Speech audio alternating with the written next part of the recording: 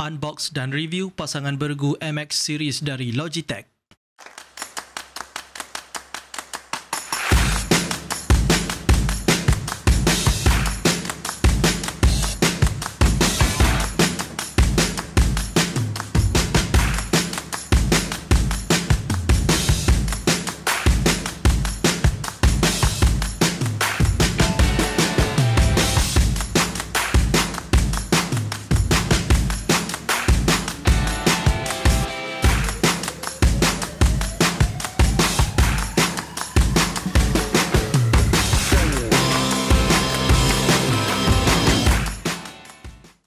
Siapa tak kenal Logitech?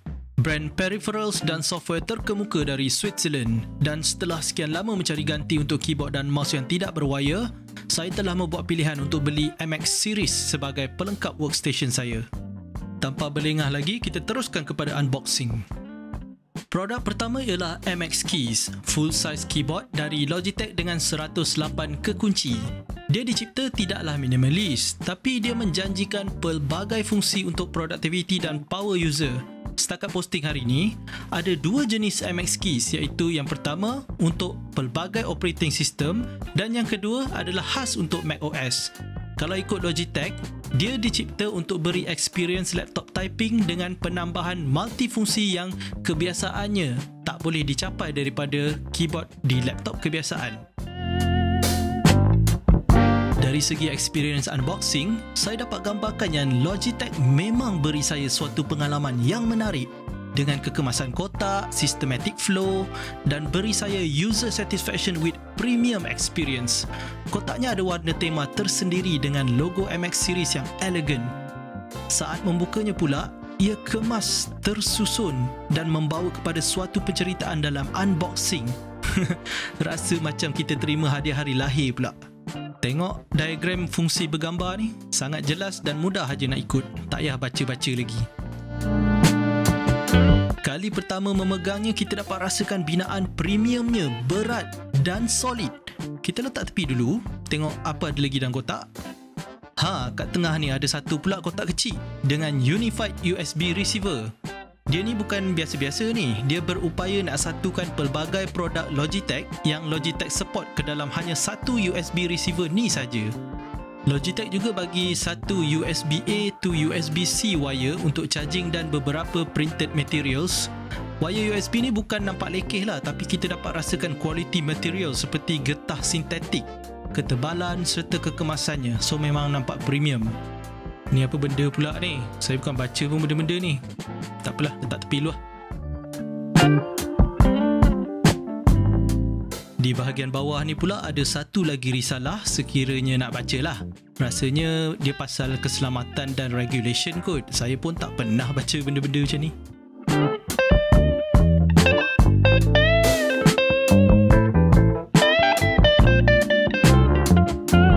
So, jom kita lihat MX Keys keyboard pula. Ia disaluti oleh wrapping paper dan ada produk card kat tengah-tengah ni. Memang feeling dia macam dapat mainan baru lah rasa dia. Padahal beli sendiri kan.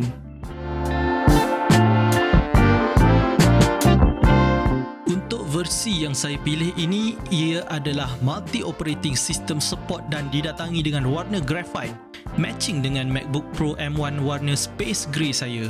Kombinasi hitam kelabu dia saya sangat suka. Untuk pengetahuan, body casing MX Keys diperbuat daripada single metal. Jadi dia ada weight dan rasa berat, juga teguh.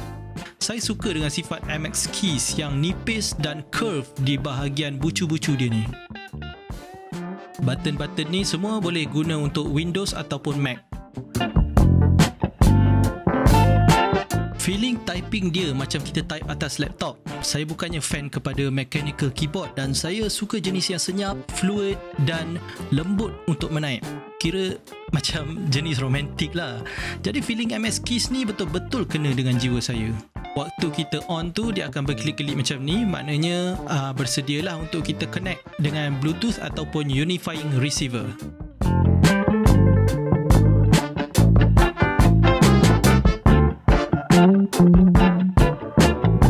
Okey, hashtag done unboxing MX Keys.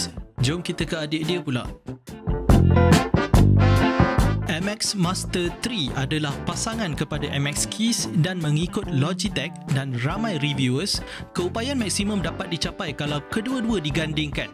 Kira macam awak kita selalu sebutlah, complementing each other. Walaupun ia hanyalah janji-janji manis je kan. Aduhai, terflashback lah pula.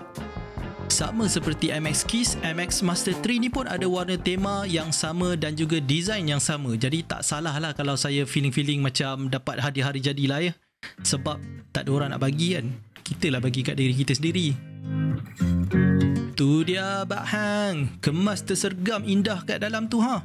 Dengan warna matte black dan ada kelabu-kelabu sikit. Oh, ni pun ada juga kotak surprise lagi ni. Tak tahulah pasal tapi rasa happy pula dengan unboxing ni. Yeay, dapat lagi USB cable dari Logitech. Dah macam budak-budak dah ni. Ni dia ni banyak-banyak kertas ni. Banyak bunuh pokok ni. Kali pertama pegang MX Master 3 ni memang besar rasanya sebab sebelum ni saya pakai mouse kecil je. Tangan saya dah lah jenis kasar, so macam masak jemput-jemput aja mouse lama tu. Yang ni ambil kau gedabak dia bagi, tapi surprisingly sangat comfortable. Oh, kali ni diagram penggunaan dia lekat kat belakang pula. Memang simple, boleh ikut lah. So kalau kita selak dia, kat bawah ni ada toggle button sama macam MX Keys dekat keyboard tu, dan dia juga ada switch on off. Yang ni USB-C port. Personally bagi saya seksi lah mouse ni, bentuk dia. Saya suka. Dan kita dapat lagi unifying USB receiver. Kena simpan ni sebab benda ni mahal jual kat website Logitech. So macam tak ada apa lagi kot. 3 item utama ni aja yang ada. Alright, jom kita pasang dua adik-beradik ni.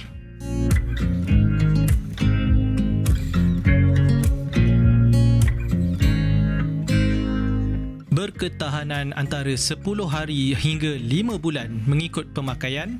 Dia juga boleh guna Bluetooth dan unifying USB receiver.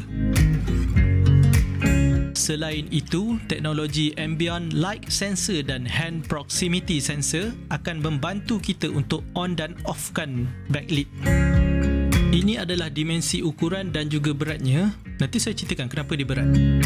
Ini pula adalah toggle button untuk 3 device yang kita assign. Salah satu kenapa MX Keys disukai kerana lekuk pada kekunci hurufnya. Nampak simple tapi ergonomik dan membantu kita dalam menaip dengan lebih tepat.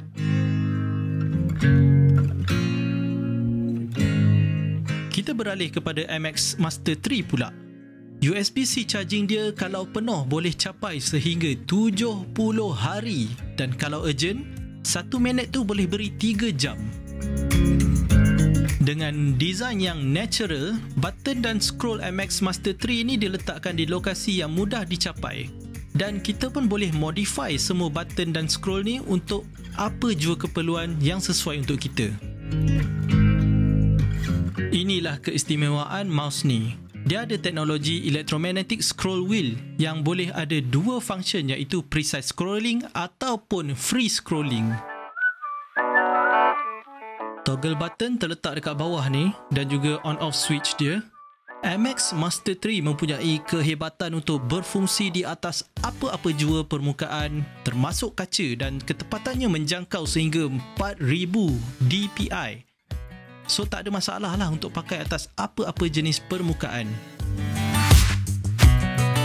Walaupun menggunakan teknologi magnet dalam scrolling, kita masih dapat rasakan scroll tu bergetar, dan dia sebenarnya adalah stimulasi daripada magnet sebenarnya. Sikit pasal USB cable, saya dah uji dan dia mampu transfer data pada kelajuan yang tinggi, dan dia bukanlah satu benda yang lekeh, kira berkualiti jugalah.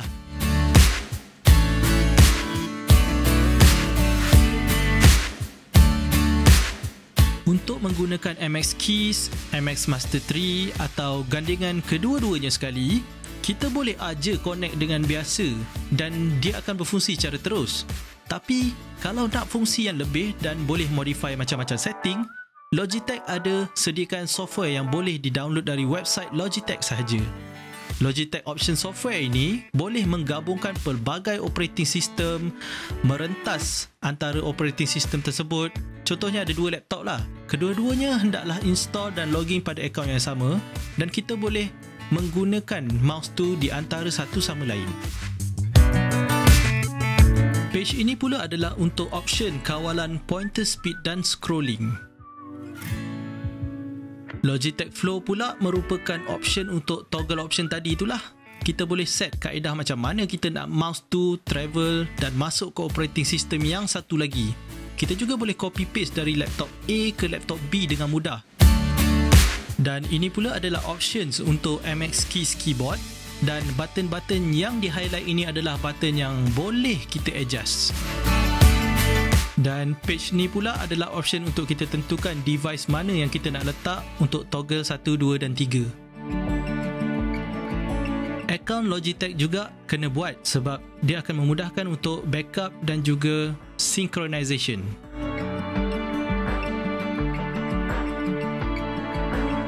Jom kita sembang pasal user experience pula. Saya lebih kepada content consumer dan creator, designing, video editing, research writing, web surfing dan leisure.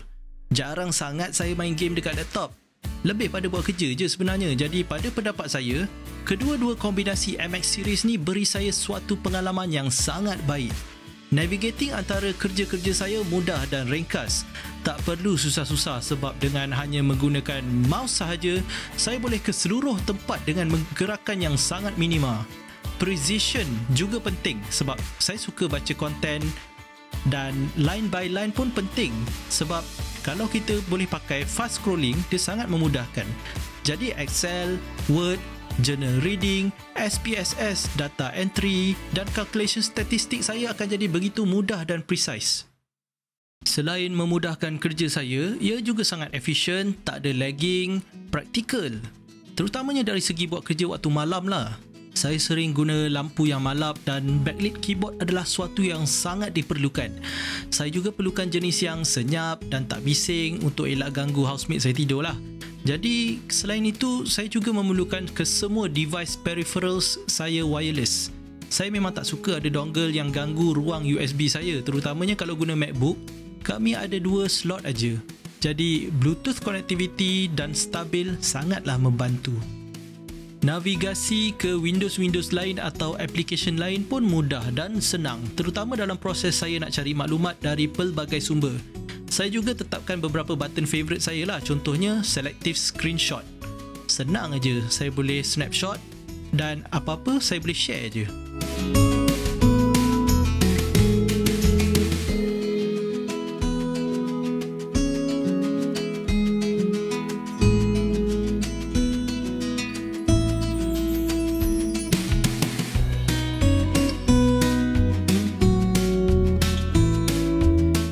Video saya ada sebutkan kenapa MX Keys ni berat.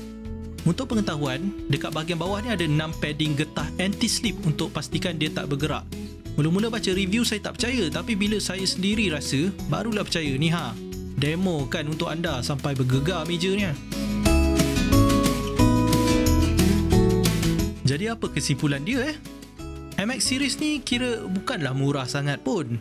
Harga keyboard dia je RM489. Mouse dia RM449 dekat website Logitech.